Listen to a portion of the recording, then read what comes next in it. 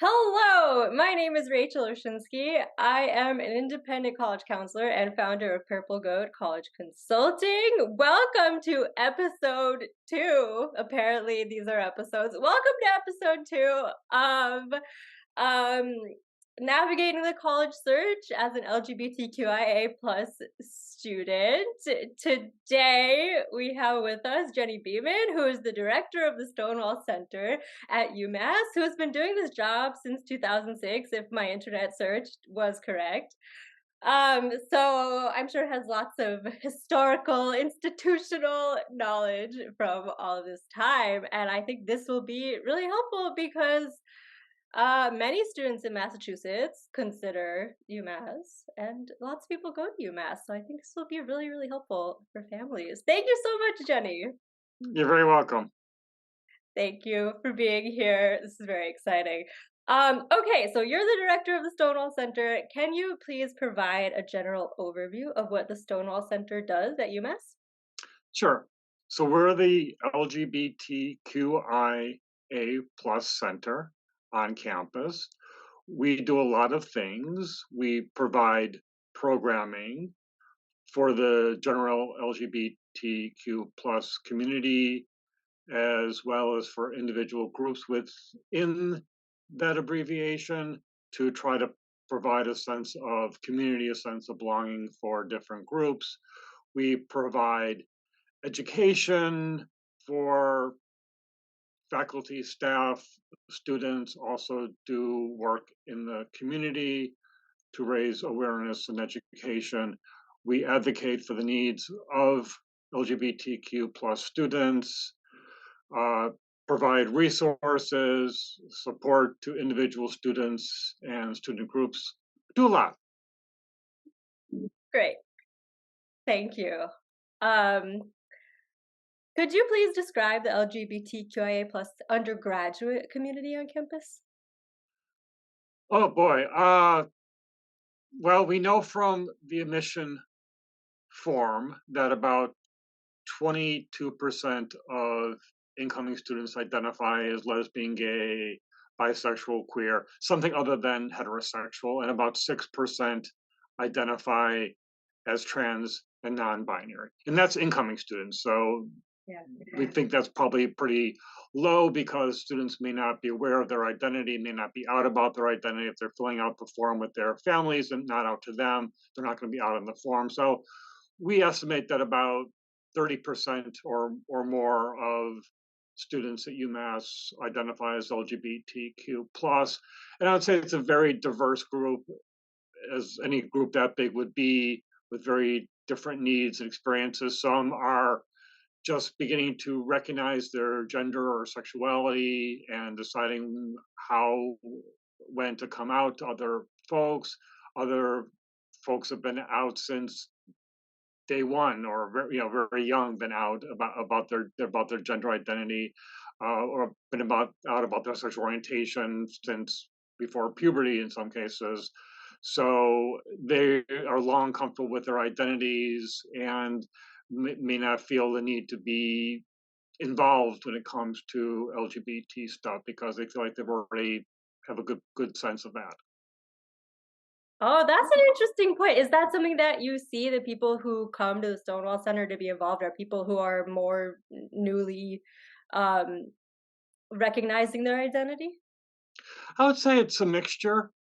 I would say a lot of folks just looking for a community, wanting to meet other LGBTQ plus people, to have friends, in some cases dating partners, but just really to find their sense of home and belonging and community. Yeah. What is the physical space like at the Stonewall Center?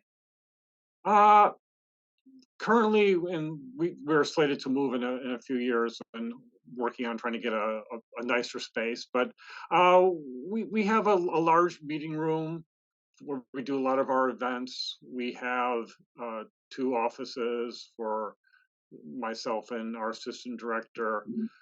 We have a kitchen, bathroom. It was a former apartment, and so we had to rent a residence hall, and it's a nice space. It's very homey. Nice. Can you host most of your events in the center? We do. If we're can cram 30, 35 people in to then we'll have it here. If it's gonna be bigger than that, we have to go elsewhere.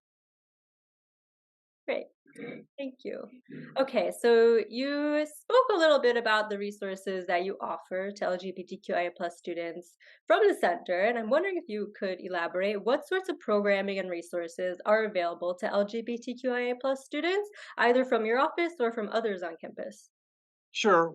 We do a lot of events. We probably do about 3 events a week during the school year. So we are very busy doing events for the general LGBT community, for different groups. Like we do events typically for students of color, for trans students, for A students, for bi and pan students. We run a support group for LGBTQ plus undergraduates. We have one as well for grad students. We have a mentoring program to match incoming students with returning students to help students get sort of accustomed to the campus. So we have a whole lot of things going on to provide resources and support to students. That's fantastic. Okay, 3 per week, 3 events per week. That's pretty good. And how many people work in the Stonewall Center? Currently, we have myself and another staff person and 8 students and 1 intern. 8 students? Oh, okay, okay. That's great. I like the sound of this mentoring program. Can you tell me Yeah, more about that? yeah, it's something we've had for a number of years now. It's really helpful to incoming students, whether they're first year students or transfer students or new grad students in some cases, to be able to come here and be able to be matched with somebody from the LGBT community who shares their identity or shares their interests or major, depending upon what's most important to them, to help them get acclimated to campus, not just to like how do how do the buses work around here, which I honestly still don't know. But but just also like what's LGBTQ plus life like on campus? What are opportunities to get involved and to get introduced to people in the community, someone's peer set, right? So it really helps people to sort of immediately have a place and to be knowing people, because especially if you're a first year student, you're living in first year student housing, which means you're around other first year students who are just as clueless as you are. So it helps to have someone who is an upper class student who can show you around, show you the ropes, so to speak. Great. Yeah, that sounds really, really helpful for first years. Okay. Oh, speaking of first year housing, um, could you please tell me about the gender inclusive housing on campus? Yeah, so we have gender inclusive housing both for incoming and returning students, and both are growing because we're just seeing so many more students who are identifying as trans and non-binary.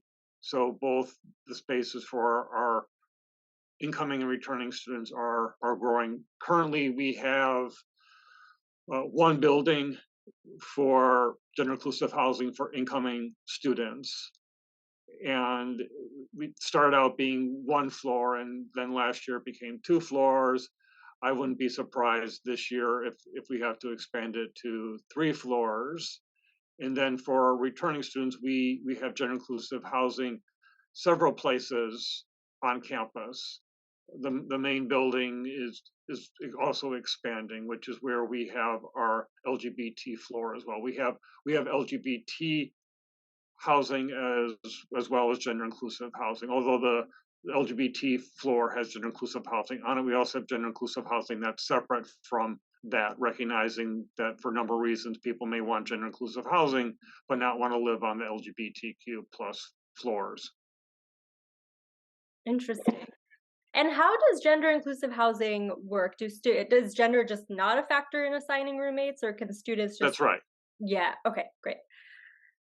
Great. Okay. So it seems like this is a growing initiative. That's wonderful. Are there any other growing initiatives in the works at UMass? Well, we've been wanting for a number of years, and COVID put the kibosh on making that happen. And some other issues that have come up is we have long wanted to change how we do housing. It makes no sense to assign housing based upon what's on someone's legal documents. We need to be assigning housing based upon who someone is, how they identify.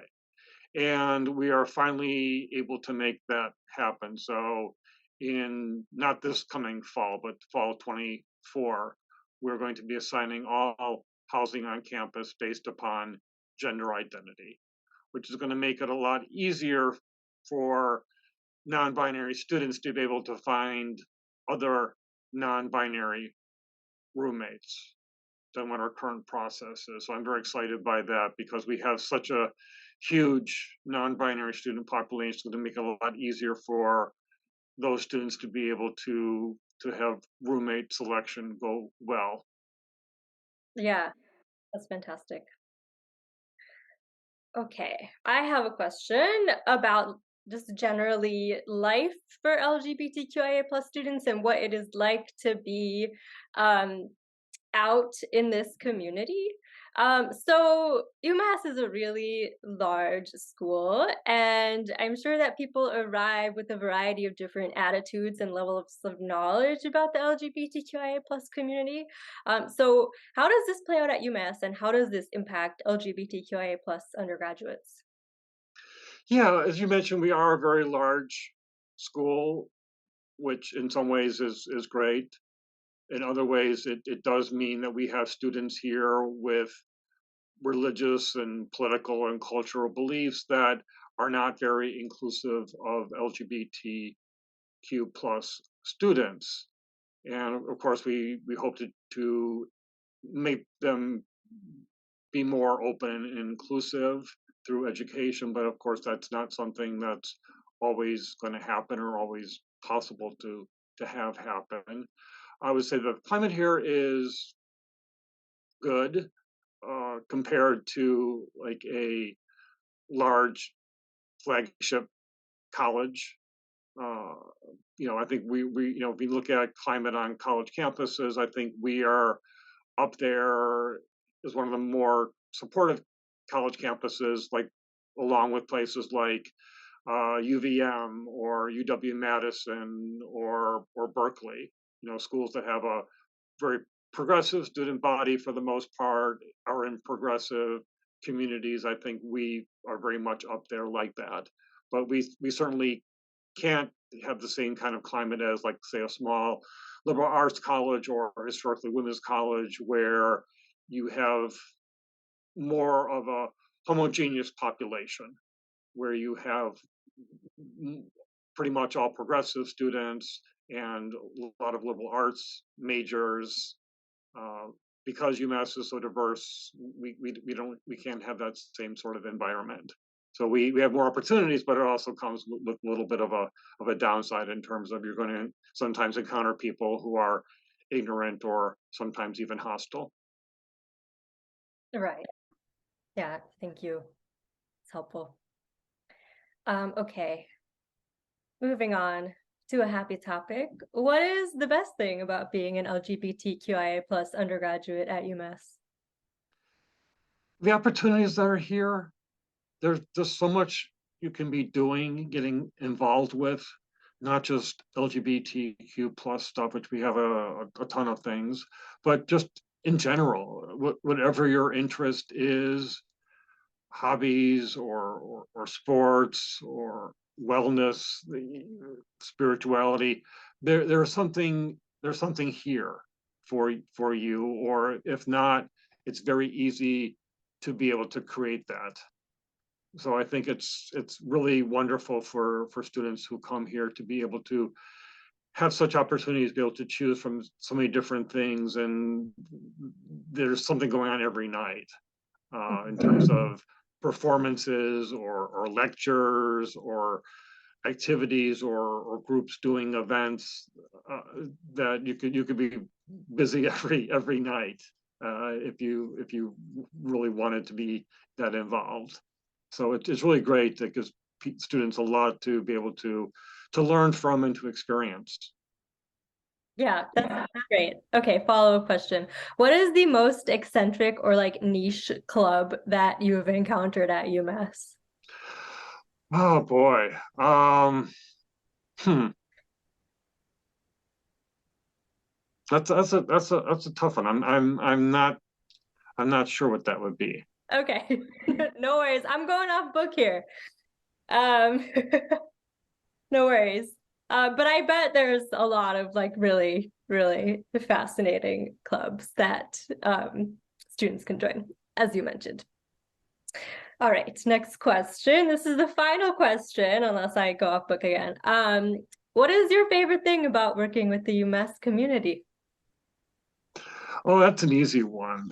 And it may sound trite, but really our students, what keeps me going in this job is having really great students to be working with. I just love their energy and what they bring to the work that we do. Our events are mostly devised and developed and carried out by our students. And that means that we do some really fun things and some really exciting things. And I just enjoy seeing what they come up with and helping them to fulfill their interests and dreams, really, about what they want to see, how they want to create community for folks at UMass. Great. And it sounds like, yeah, you have 8 student workers in your office. So it sounds like they have their input is very much a part Yeah, of, they rule. yeah. They great. Well, that's it. Thank you You're so very much. welcome. Is there anything that we didn't get to that you think is important for families to know in their college search about UMass and LGBTQIA plus life at UMass? Just that we are considered to be one of the best schools when it comes to having policies in support of trans students. That's something that I'm very proud of. It's something that I have devoted a lot of my work here in the past 17 years, is to make sure that we are going to be a very good campus for trans students. And I think we are there. I think we have more trans inclusive policies probably than just about any college in the country. And I think we do really well by our trans students.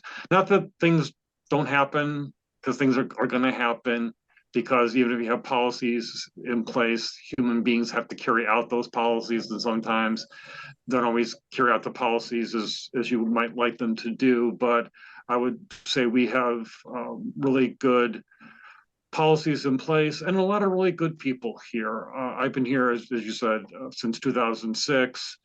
I've seen a lot of change, and it's been change for the good. When I first came here, and I came here from Ohio State, so I came here from a more conservative campus, and I had done a lot of work there to develop the college to be more trans inclusive. And so when I came here, I thought, oh, okay, great, this is going to be easy, right? More progressive school, more progressive state. I can do the same thing that I did at Ohio State and make UMass be more trans inclusive. Because at the time I came here, there was nothing in place here for trans students.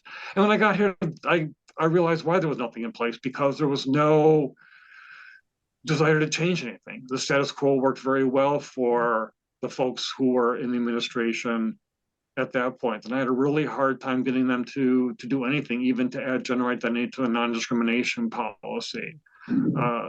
People would talk to me, but they wouldn't do anything. You know, they would not walk the walk.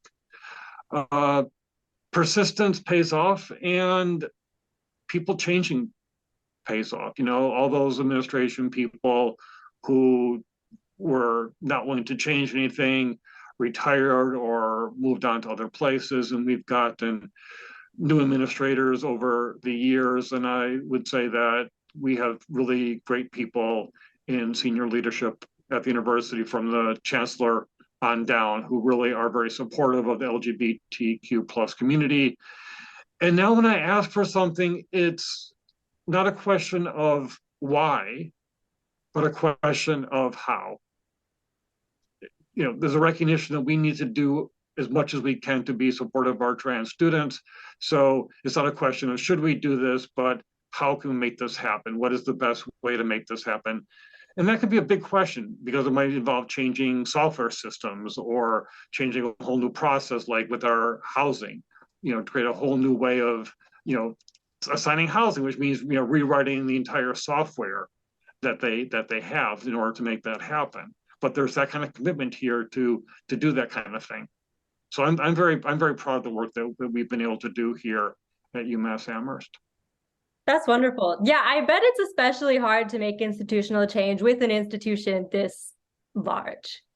But as you said, your persistence has paid off. I don't know if this was you, but I do have an anecdote. I got my master's degree, my MEd at UMass, and I wasn't like super involved in the campus community, but I remember one time they sent us a demographic survey, and there were like all these options for sexual orientation and gender identity, and I was like, oh my God, like somebody knows what's up. And I don't know if that was you, but it was like a really— That was me, yeah. That was you. Yeah, it really made an impact on me. I was like, I can actually choose mine. It's an option. Yay. So that's just an example.